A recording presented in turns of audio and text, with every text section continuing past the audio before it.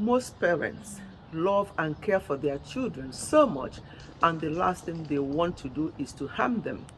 But unfortunately, some children are harmed unintentionally by being exposed to or involved in parents' conflict. There is significant evidence that indicates that child exposure to parental conflict is harmful and has a negative impact on the child's well-being.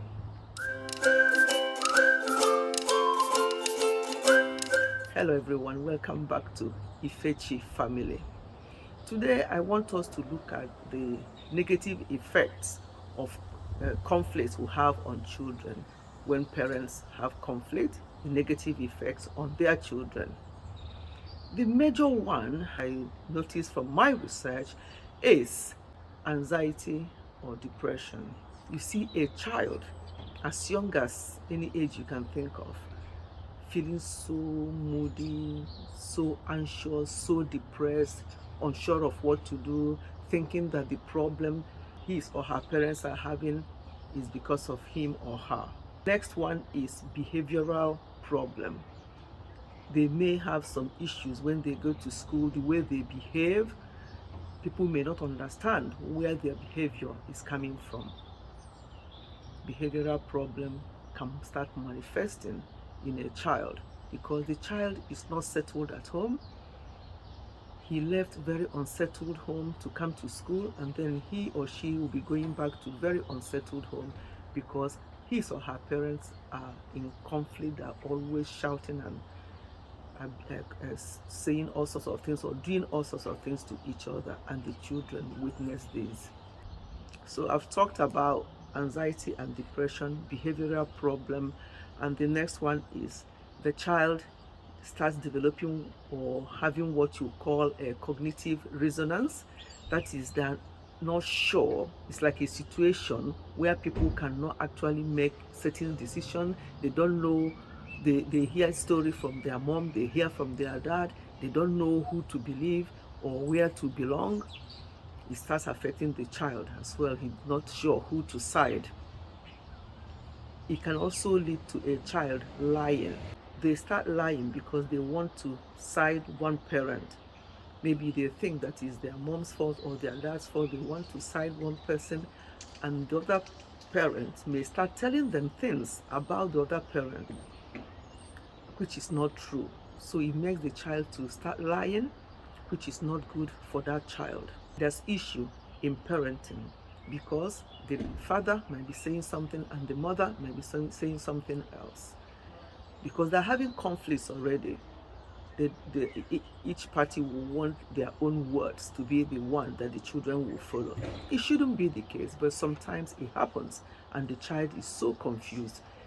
He or she doesn't know who to obey or who to listen to. And from their own observation, children may even on their own start taking sides. Whoever they hears their voice more, or if it becomes physical, whoever they see that lashes out first, they tend to blame that person. I think it's very unfair to put our children in such situation where they have to start taking sides, where they have to start lying just to protect one parent or the other. It causes a lot of confusion for the child, especially if they are still very underage. They won't understand what is going on. It can affect their adult age, because by the time they get to adult, some of them may say, oh, I don't really want to get into any commitment because of what they saw at home growing up. So we have to think about these things. It can also make the child to start seeking opinion outside. And now with social media, they might go to social media and start searching on things, start looking for advice from there, because they may not even trust anyone else. That's why they just go on social media, somebody or something that they wouldn't see, and just read up some things there to get their advice from there, because it makes them to also lose trust on others. because they will think that every other person is like their parent, that they're not getting on. What advice would they give them? So depending on the age of the children, this can affect children in various ways. It can make them to start being behind in school because they're not concentrating, because they're worried about what to meet at home when they finish from school, so they're not concentrating, and you can see them not doing very well in class. But sometimes the school are aware of what is going on at home, so some of these children can be helped. But sometimes they're not aware, and the child will just internalize it and decide to deal with it on their own. As I say, these children, it's not their fault that they were brought into the world, so we must not get them involved in parental conflicts. So as much as we can, as parents, as spouses, let us sort our problems ourselves without involving the children. People will say, oh, well, we don't argue in front of the children. They don't see us argue. But sometimes they are shouting, even in your room. They can still listen. They can be at the door listening. So once you raise your voice, they'll be worried. They'll come near to the door to listen, to know what's going on. So saying that you don't do it in front of them is no good, because if you're raising your voice, as in most cases is the case, they will still hear you. They would notice that the atmosphere at home has changed. It's no more what it used to be. If they used to be one family that unite and bond together, they will start seeing either of the parents going out on their own, doing things on their own, or asking them to just come with them on their own without the other parent. They start observing these things, no matter how young they are. So please, let us consider the children when there's parental conflict.